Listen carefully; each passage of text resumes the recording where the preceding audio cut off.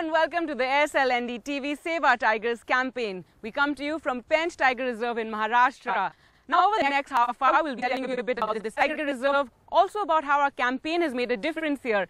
And we'll also be introducing you to some bright young children, budding environmentalists, tiger ambassadors who are attending the Kids for Tigers annual camp here.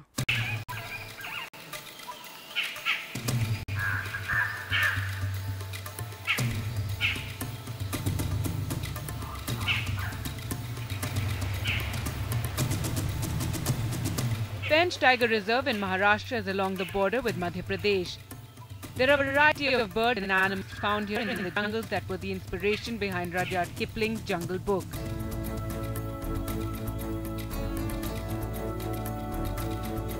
Sher Khan too continues to roam these forests. According to the last census, there are 25 tigers found here, but the tiger isn't the only predator in the park. The endangered dhole or Indian wild dog are also regularly sighted in Pench. We came across this pack in a playful mood. Because of its rich biodiversity and history, Pench was chosen as the location for the Kids for Tigers National Camp. Kids for Tigers, an initiative of Aircel and Sanctuary Asia, is an educational program that reaches over 5 million students across the country. Kids for Tigers is unique in its own way, the only initiative of its kind in India that seeks to plant seeds in future generations to give them the mindset of a wildlife warrior. KFT holds rallies, competitions and educational talks, all for the cause of making children understand the true value of our natural resources and biodiversity. These children are the tiger ambassadors chosen by Sanctuary Asia for the KFT National Camp. They were selected after participating in several rounds of interviews in their schools and cities. During the course of this year, our coordinators sort of decide who are the leaders amongst these kids, who are the ones who are really interested in this field of conservation, particularly connected to the tiger. And then we bring them all over here.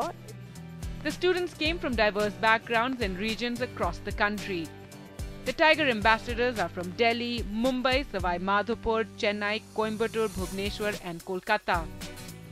The camp has been organized to expose the children to the intricacies of wildlife, nature and environment so they can one day employ their knowledge and skills gained to spread the message of nature and environmental conservation. Coming to this camp was very exciting, and when my mom told me that I was selected to come here, I just couldn't believe it. We're going to see many interesting animals, learn a lot, have new experiences, and it's going to be a lot of fun. I've been to regional camp, but a national camp first time alone. It's really, and I will get to learn new things. Tigers अभी जैसे disappearing हो रहे हैं, वैसे अगर और disappearing हो जाएंगे, तो अभी यहाँ पूरी food chain खराब हो जाएगी. The children were taken for a special safari through the forest and taught about the little hidden wonders that lay in front of them by the naturalist Dr. Parvesh Pandya. Only very sincere and dedicated researchers are allowed in the core area. Otherwise they are not allowed. At that too, they have to go through a lot of permissions from the forest department, from the wildlife department and from the government authorities. Otherwise they are not allowed. This program aims at sensitizing school children towards the various intricacies of nature, how plants, animals and the entire biodiversity which exists in different parts of India sustain, survive and are present today, but so that they can be ensured that they live for posterity and on a long-term basis. We try and tell the children that tomorrow they are going to be the citizens responsible for saving our planet and this intense biodiversity that we have, and so they are the karta dharta of the future of the nation, the country and the entire earth. Kids for Tigers is an educational effort which was started by Sanctuary Asia in the year 2000 to educate children, create awareness about biodiversity, the environment and of course the tiger. And who better to talk to us about it than Bittu Sehgal, of course, who started Kids for Tigers. And behind us you can see this bus carrying youngsters who've come here for the annual camp of Kids for Tigers. Yes. So Bittu, tell us about how the entire process started and what went behind it. It started just as a simple idea that the children own this forest, they own this country, and my generation, the Buddha party that I call, was destroying their world.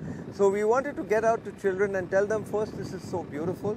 Why would you want it to be destroyed? Why don't you help us to save the tiger? Which is nothing but a metaphor for all of nature. So it started out, actually, a friend of mine called Sunil Alag came with this idea, and he said, look, why don't you just go out school by school by school and tell them the story you keep telling us? And that was it. We went out in the very first year. We organized a sort of a tiger mela on Chowpatty, that famous Mumbai beach, and we had 25,000 children. And when people saw that this was the power of what the tiger was, then many people from the corporate sector began to say that, all right, look, we'll work with your kids, and that was the start of it. It is more important than ever before, because my generation had the luxury of making mistakes. This generation doesn't have that luxury, that the time has been compressed. We're approaching saving the tiger very differently to what was the approach, let's say, in the 70s and 80s when Project Tiger was launched. Bittu, you've been saying that Pench in Maharashtra is a miracle, and it's just absolutely amazing that today there's this thick, dense forest here. Why do you say that? Well, I say that because it was forests like Pench that were completely flattened to make all the other things that we think are India. I mean, including failed farms, including polluted townships, including villages where the quality of life is poor. I mean, this forest is a miracle because of the forces that were ranged against us when we wanted to protect this forest. It's been going on now since the late 70s. In the 80s, in the 90s, at that point when this dam was built, I mean, the colonies that came here to build this dam, those colonies should have automatically moved out instantly once their work was over, keeping only a maintenance crew here for dam safety. But they turned this into a piece of real estate, and they tried to use this almost like a little township of their own. And we had to fight so hard just to have the rule of law applied that, look, you were brought here to build this, you have built this, now go. So when this thing happened, it was a Supreme Court case. There were many issues. Once the reservoir was built, people started coming to fish. People who had never been fisher folk in all their life. They could have been industrial workers, they could have been rural migrants, urban migrants. They all took to fishing because there was a market suddenly created for fish. Now, in the guise of fishermen, we found thousands, literally thousands, 4,000 to 5,000 people a day would walk in, ostensibly to fish, and most would, but some would poach. So we used to lose tigers, we used to lose gaur, we used to lose sambar, and meat was then supplied from here. Snares were put everywhere. The forest had cows and goats, and it was, in other words, just a piece of nothing that was being used by people. It wasn't looked upon as this verdant forest in which now we have 25 tigers living.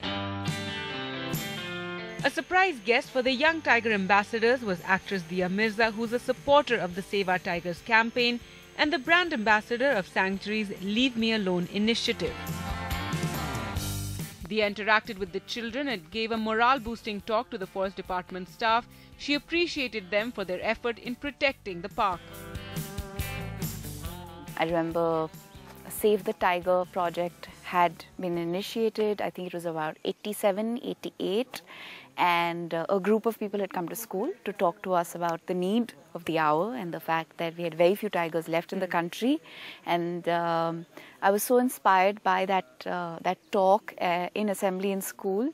I remember we'd all created these little tin cans which had Save Our Tigers, Save the Tiger. It was a tiger project at that point, with the yellow this thing, and we had to collect 50 rupees from people.